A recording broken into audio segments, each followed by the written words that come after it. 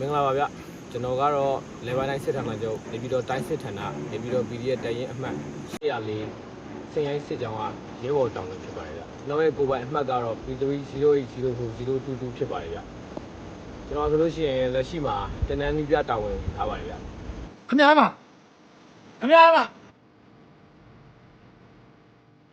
ခင်ဗျားမဒီကအကိုတက်ဖွဲ့ဝင်ကိုယ်ပိုင်အမှတ်ရှိတယ်ကိုယ်သိမ်းတော့မယ်ကိုယ်သိမ်းတော့မယ်လာပါငါတို့ရုံးကြမယ်လာပါငါတို့အတူတူရုံးကြမယ်လာပါငါတို့အတူတူရုံးကြမယ်